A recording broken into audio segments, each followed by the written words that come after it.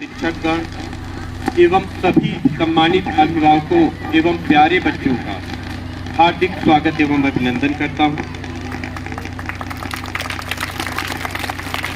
और इसके साथ ही सबसे पहले मैं अपने नन्हे मुन्ने प्यारे बच्चों को बहुत ही बधाई देता हूं और बहुत ही शुभकामनाएं, जो कि उन्होंने इतना अच्छा प्रोग्राम रखा। कोई भी अभिभावक मैंने देखा इस प्रकार से उन्होंने कुर्सी पे बांध कर रखा कि कोई भी अभिभावक हमारा उठा नहीं। इतना मनमोहक कार्यक्रम की प्रस्तुति की, इसके लिए मैं इस विद्यालय परिवार को भी हार्दिक बधाई देता हूं कि वाकई उन्होंने काफ़ी मेहनत की और बहुत ही कम समय में इस प्रोग्राम को तैयार किया।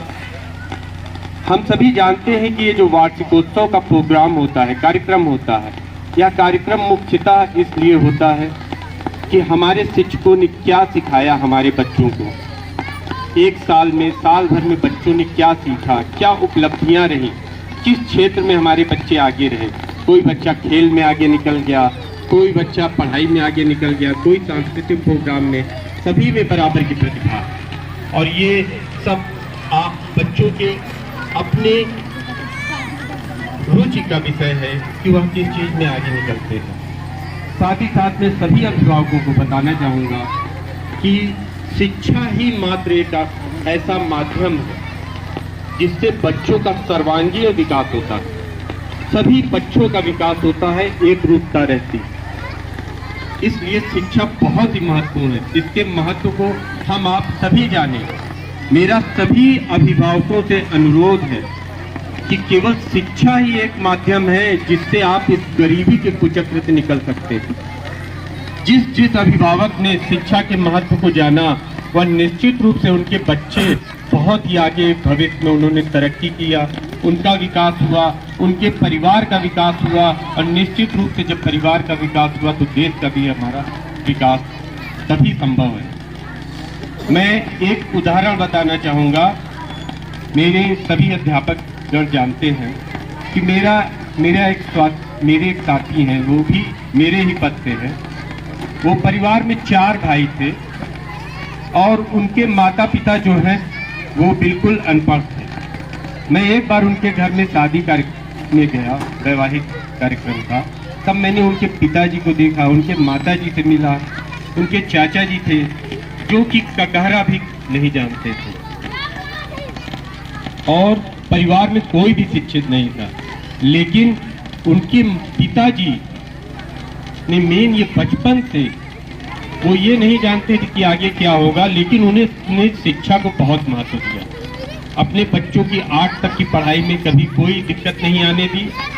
उन बच्चों को प्रतिदिन विद्यालय भेजा, चाहे जितनी दिक्कत आए, चाहे जितनी गरीबी थी, लेकिन उन्होंने प्रतिदिन बच्चों को विद्यालय भेजा। साथ ही साथ जब हाई स्कूल के बाद उस गांव में कोई विद्यालय नहीं था तो उन्होंने 4 बच्चों को, वो स्वयं किसान थे, कहे नहीं बेटा तुम लोग कोई यहाँ नहीं रहोगे, तब आगे जाओगे और पढ़ाई करोगे, कोई यहाँ पे नहीं रहेगा। जब ज़रूरत होगी बहुत मुझे, तब मैं तुम लोगों को यहाँ बुलाऊंगा, लेकिन तुम लोग शहर में जाके तुम्हारी शिक्षा में किसी भी प्रकार की मैं बाधा नहीं आने दूंगा। और उनके पिता जी के इस विश्वास और इस त्याग का परिणाम रहा कि उन 4 भाइयों में से एक भाई मेरे पद पे रहा, एक भाई दरोगा सब इंस्पेक्टर जिसे आप कहते हैं उस पद पे रहा, एक आरटीओ अफसर रहा और एक लेक्चरर रहा। इस प्रकार 4 भाई जो अच्छे पदों पर आज हैं। और उसका एक मात्र कारण था कि उनके अभिभावक, उनके माता पिता ने किसी भी तरह से पढ़ाई से समझौता बिल्कुल नहीं किया और कभी भी कमी नहीं आने दी। इसीलिए मेरा आप सभी से अनुरोध है कि सबसे पहले तो अपने बच्चों का अगर आप भविष्य सुधारना चाहते हैं तो उनको प्रतिदिन स्कूल भेजें। केवल शिक्षा ही है एक माध्यम, बार बार मैं कहना चाहूँगा। और किसी भी प्रकार की कोई समस्या हो, आप जानते हैं कि अभिभावक और शिक्षक की मीटिंग प्रत्येक माह में एक बार होती है और आपके लिए विद्यालय के दरवाजे हमेशा खुले हैं। हमारे परिधि विद्यालय में जितने योग्य शिक्षक हैं उतने योग्य शिक्षक किसी भी प्राइवेट विद्यालय में नहीं है। यह मैं पूरे विश्वास के साथ कहता हूँ, जितने योग्य और प्रशिक्षण हैं। इसीलिए मैं आपसे कहूंगा कि किसी भी प्रकार की कोई भी दिक्कत आए तो आप इनसे समय समय पर मार्गदर्शन लें, और निश्चित रूप से आप हमेशा यहाँ पे आए विद्यालय में। देखिए सभी प्रकार की अब कोई भी कमी विद्यालय में नहीं है। बिजली है, पानी है, शौचालय है, लाइब्रेरी है, अच्छी अच्छी पुस्तकें हैं, अच्छे अच्छे टीएलएम है। आप बच्चों से पूछेंगे खेल कूद का सामान है। हर एक तरीके के साधन हमारे विद्यालय में मुहैया है। साथ ही साथ मैं आप सभी से कहना चाहूँगा कि हमारी बच्चियों, आप देख ही रहे हैं कि बच्चियों ने ज़्यादा प्रोग्राम में पार्टिसिपेट किया और बच्चियाँ बहुत ही प्रतिभाशाली हैं। हर जगह आप देखते होंगे किसी भी प्रकार की परीक्षा हो, चाहे सीबीएसई की परीक्षा हो, चाहे यूपी बोर्ड की परीक्षा हो, बच्चियाँ प्रथम स्थान प्राप्त करती हैं। तो मेरा आप सभी से विनम्र अनुरोध है कि बच्चियों की पढ़ाई में किसी भी प्रकार की बाधा न आने दें। बेटे और बेटियों में किसी भी प्रकार का फर्क न करें, दोनों को बराबर रूप से उच्च शिक्षा प्रदान करें, और हर बच्चे को शिक्षा के ही द्वारा बच्चा आत्मनिर्भर बन सकता है, चाहे बच्चा हो चाहे बच्ची हो।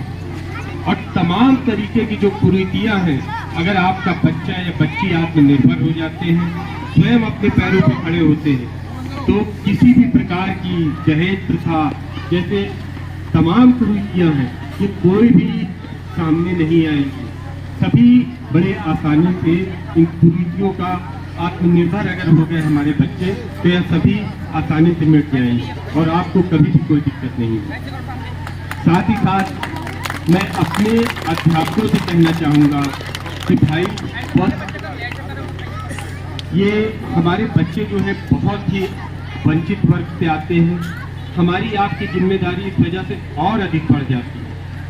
इनके गार्जियन, इनके माता पिता, इनको गाइडेंस देने वाले सब कुछ हम ही हैं। इसलिए हर एक बच्चे की प्रतिभा को देखते हुए कि किस बच्चे में क्या विशेष प्रतिभा है, उस बच्चे का मूल्यांकन करें और उस बच्चे का सहयोग करें, जिससे कि वह बच्चा आगे भविष्य में बहुत आगे चले और तरक्की करे और देश के विकास में अपना योगदान कर सके। इसके लिए मैं अपने सभी शिक्षकों से बार बार अनुरोध करूँगा और हमारे शिक्षक कर भी रहे हैं ऐसा। साथ ही साथ मैं प्रधान जी से कहना चाहूँगा कि प्रधान जी, ये आपका गांव है, ये आपके बच्चे हैं, हमारे बच्चे हैं, आपकी पैनी निगाह है। कौन बच्चा स्कूल नहीं जा रहा है? एक दिन अगर आपका बच्चा स्कूल नहीं गया तो आपको लगता होगा कि ये तो छोटी सी बात है, अरे आज घर का काम कर दिया, लेकिन ये बहुत बड़ी बात है। एक भी दिन अगर बच्चे ने मिस किया तो आप समझ लीजिए उसका बहुत बड़ा नुकसान हो रहा है। तो आप प्रतिदिन 100% स्कूल भेजिए। और साथ ही साथ जो अभी आपने कई प्रोग्राम में बच्चों ने कई मैसेज दिया, एक बड़ा अच्छा मैसेज था कि डीबीटी का जो पैसा जाता है 1200 रुपये। एक बात बताइए, कॉन्वेंट में बच्चे सभी ड्रेस पहन के जाते हैं, तैयार होके जाते हैं, उनमें अलग आत्मविश्वास दिखता है। अगर वही हमारे बच्चे बिना ड्रेस में, बिना जूता मोजा, बिना स्वेटर में आए तो आपको कैसा लगेगा? हम अपने बच्चों के लिए थोड़ा सा त्याग करें और थोड़ा सा समर्पण की भावना रखें तो उनका निश्चित रूप से भविष्य सुधर जाएगा। और कोई ऐसा माता पिता है जो यह नहीं चाहता नहीं कि उनके बच्चे का भविष्य बने ना, आगे चल के उसका बच्चा तरक्की ना करे, लेकिन ये छोटी छोटी सी बातें वो नहीं जानते हैं और जो कि आगे चलकर उनके भविष्य के लिए बहुत ही घातक होती है। तो फिर एक बार पुनः मैं इस विद्यालय परिवार को और अभिषेक जी को, धनंजय जी को, कि इतना अच्छा प्रोग्राम उन्होंने किया, उनके बच्चों को ढेर सारा प्यार और शुभकामनाएं और आशीर्वाद, इतने सफल कार्यक्रम एवं सफल आयोजन के लिए पूरे विद्यालय परिवार को मेरे तरफ से दिल की गहराइयों से बहुत बहुत धन्यवाद और शुभकामनाएं।